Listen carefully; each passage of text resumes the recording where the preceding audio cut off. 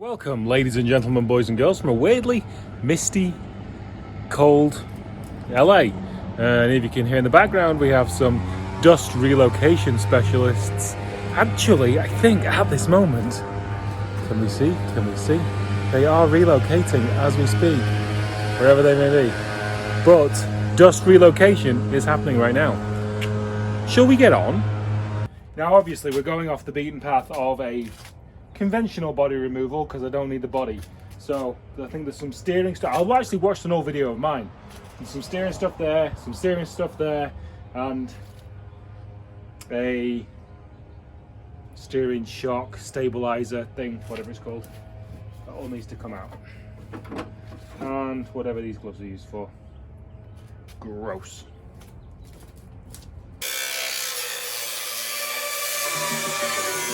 Before, I really didn't know, how much I wanted to cut out of this whole inner wing area, but it's kind of been dictated to me now, so here we go.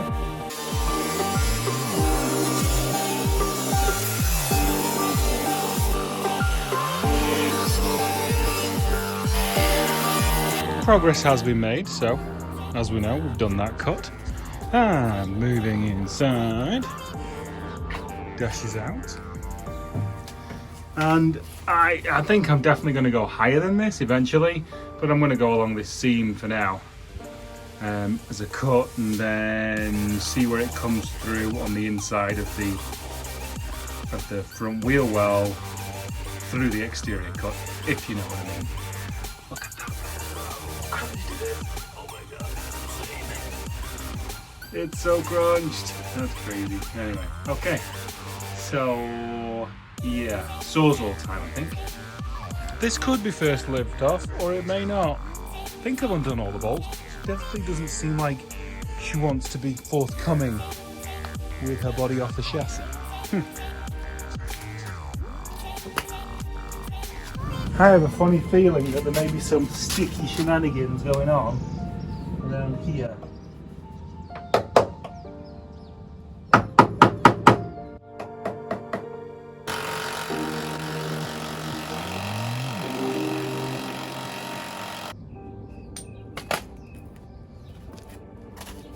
Now, because of the crash damage, obviously, and not because I'm a plonker, I missed one of the pan bolts. I think it's going to be fine now. What a knob. Take two. Witness the splendor of liftoff.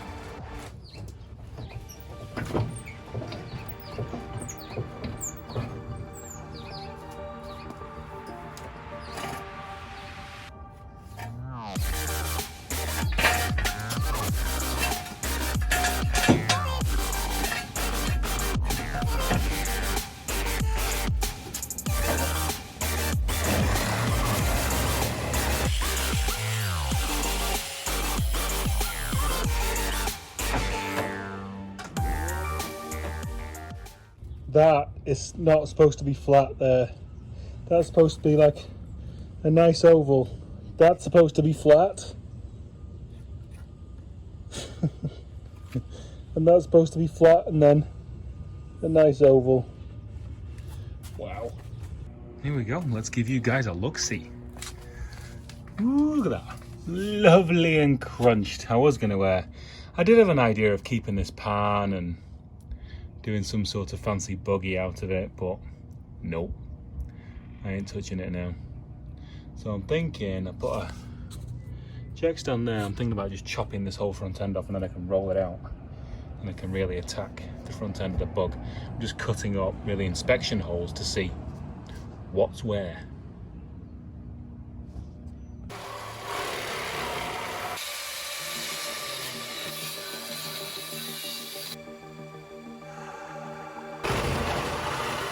We're getting there. Just done the fuel line, just snipped the fuel line, throttle cable, and something else. Need to dry the fuel out of the center console, tunnel, so we don't go kaboom. Back in a second. Okay, let the dumbassery continue.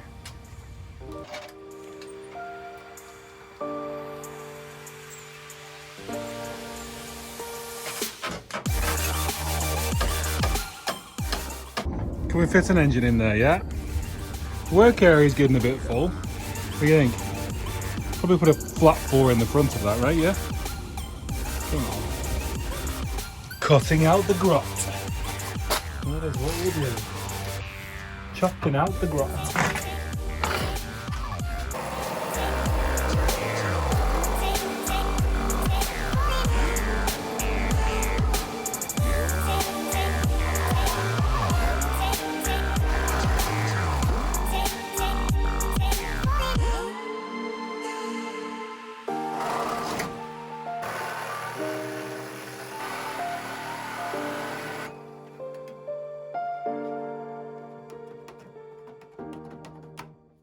Welcome back to Nathan's Airport this morning. Okay, we got a fair amount done yesterday. She's definitely lighter in the front end. So what I'm going to do now is I'm actually going to take all the rest of the bog out of this front quarter, because in case I've just got to lean on it, this whole front end is going to be becoming very flexy. So it'll be fine. I'm not going to brace it because it can just find its place, and I'll do panel gaps off the hood and put the wings on, and that'll shore it back up. But I want to get the bog out of that quarter now, so it's done. As I say, and I don't bend the front end as I lean into it to get it out, and then we'll do that side. I'm wondering about throwing a bar across the front to keep the A-pillar distance the same, the bottom of the A-pillars that goes across there. Now, that's all well and good, but I'm going to have to lower it down over the Z3. So it's going to have to come out fairly quickly anyway. If I cross brace inside, how much difference is that going to make to the A-pillar distance?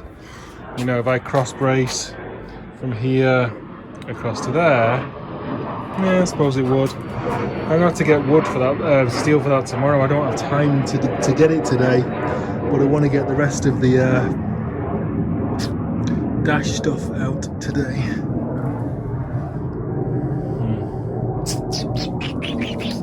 I'm about to bolt the floor pan back up, put a couple of bolts in the floor pan, and that'll keep that distance, and then I can take the metal out. Yeah, I'm going to do that. Yep, decision made. Thank you, YouTube.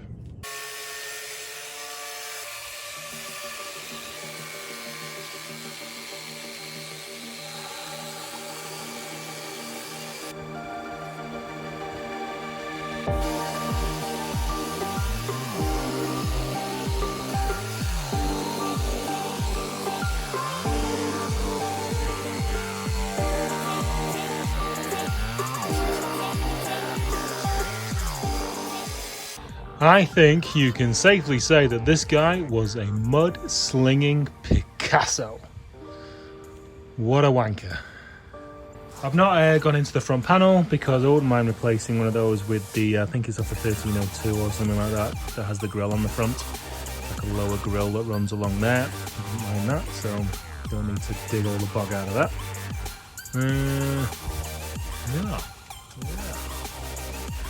Okay. On chopping. Well, I've always wondered how good I would be with a hammer and dolly. I guess this project was sent to me to let me find out. One thing that we do have is amazing access to the back of the panel and all the dimples that are in. So, we'll see. So I've left that there because that is the hood hinge. I like to be as refined as we can for as long as we can until we just chop everything out and put hood pins. So that's about as far as I'm going to take that side. I may take more off the A-pillar because don't know, we'll see. We'll probably lower it down first before we take any more off that side. And then I won't kill myself by tripping over everything. We are now going to start on this side. Come on.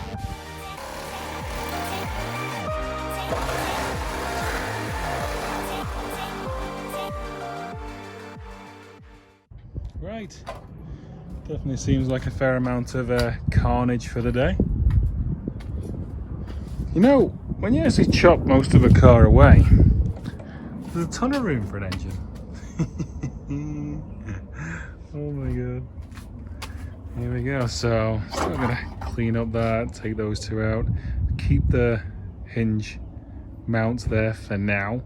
I think the whole thing is going to be coming out. I think that whole thing is going to be coming out, but I'm only going to take it up to that seam for now until we start lowering it down. Don't panic, the floor's bolted in, so the door, the A-pillar distance is set at what it was with its bent body, you know, so as good as that's ever going to be. But yeah, so just going to clean up now with the cut-off wheel. That'll be that for this. And then I need to probably pull the rear arm off the BMW because I want to go to scrapyard tomorrow. See if we can pull an arm and get that back wheel in the right place. Ah, high-tech dust relocation specialists. It's a real passion in California. So I'm just going to hit this area with some rusty metal primer because this car's going to be out, you know, it's outside and it's really damp at night right now. So we don't want any surface rust to get on it. So I'll do that real quick.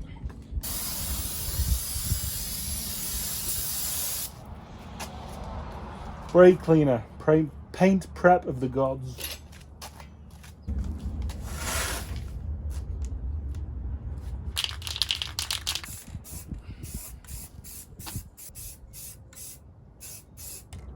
Any aspiring painters? You are welcome for that crash course in a concourse finish. Mental health moment complete. I was definitely getting a little overwhelmed with the amount of crap build up. So crap is just the other side of that door, so we'll be giving that to the scrap man next Monday night. Cleaned the floor up and just got everything out of the way. Definitely a lightweight race car version. I'm going to take everybody's advice who said trim the center out of the floor pan and use that as a template. So tomorrow I'm going to be finding wheel center, measurement from there to the frame head of the pan, so I can, you know, have that measurement so I know where to put the pan on top of the Z3. Then we'll do the same thing with that tomorrow. I've got to go to work in a bit, and I've got to admit I've got a stinking headache and I'm a little exhausted right now. The first thing that is probably going to happen tomorrow is less sexy, but we've got spring compressor, need to get that arm off, need to get down to scrapyard, get the new arm, get that wheel in the right place. May even play around with the diff tomorrow.